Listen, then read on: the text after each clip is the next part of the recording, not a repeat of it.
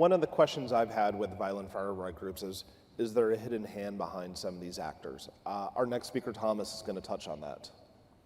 Thanks, Mike, and good morning, everyone, and thanks for the organizers for having me, and Mike for having me on this panel. I feel privileged to be here, and indeed what I would like to do in the 5 minutes I have now is to basically talk to you very quickly about a project that we are running at the International Center for Counter-Terrorism, which is basically looking at Russia's influence over far-right extremism across Europe, particularly looking at 10 different countries, most of which are located in Central and Eastern Europe, but also looking at countries in the north, south, and western part of Europe.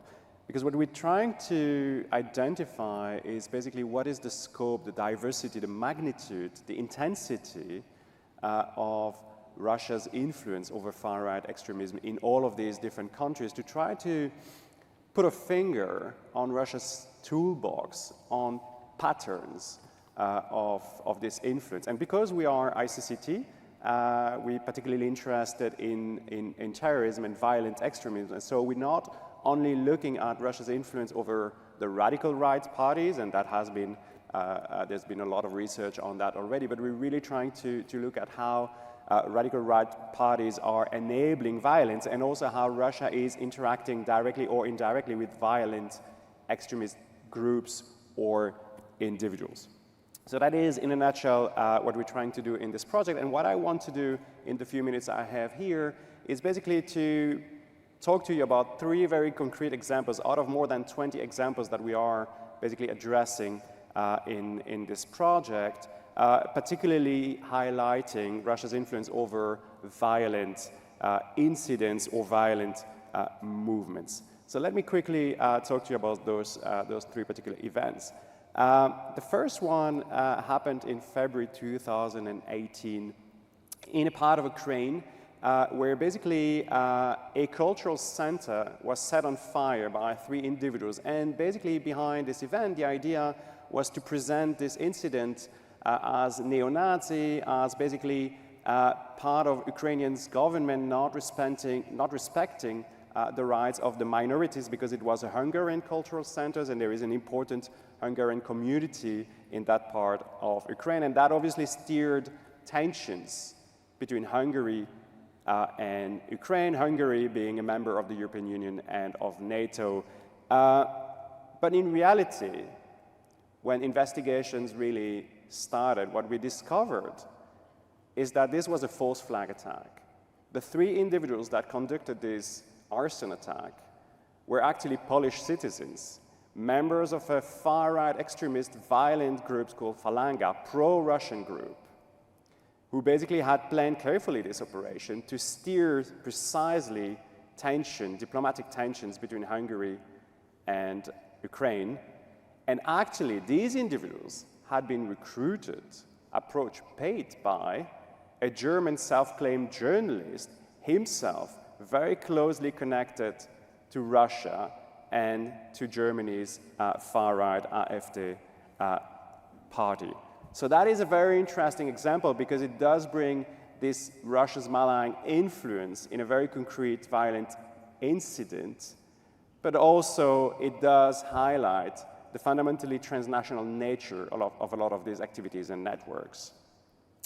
In a second incident, in June 2017 in Czech Republic, another false flag attack conducted by, believe it or not, a 71-year-old individual who basically cut down trees and put those trees on rail tracks with the very specific intention to derail a train and potentially kill a lot of people. So luckily, that didn't work out, but he did it.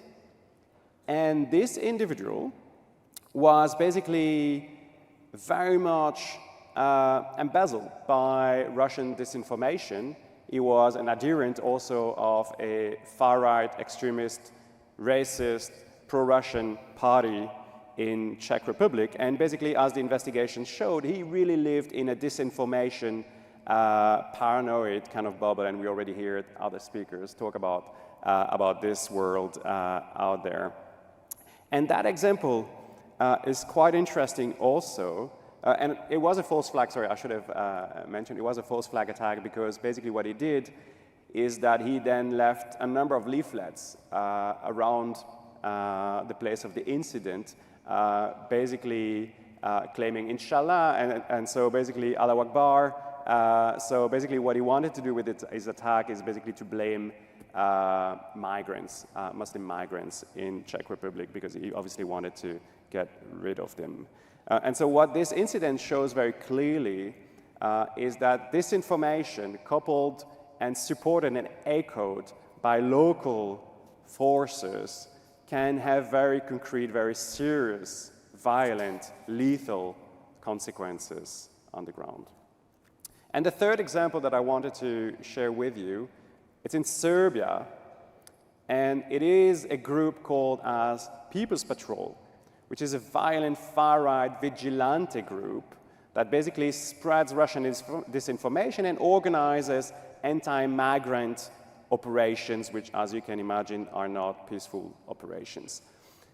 And that group has been ongoing for some time now, and that group interacts very closely with notably Russian imperial movement, which has been banned, designated here in the United States, interacts with Wagner Group, frequently report on Russia Today. They are invited as a legitimate voice on Russia Today, representing the other side of European voices.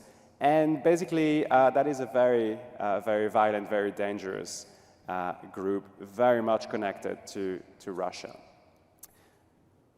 So all of these examples together, and this is where I will conclude, Mike, all of these examples together illustrate the different types of influence, whether direct influence or indirect influence. It doesn't matter so much that Russia, a foreign stakeholder, can have on far-right extremist milieux, and that influence in the short term and in the longer term can have very concrete, very serious, lethal, dramatic consequences in those different countries in Europe.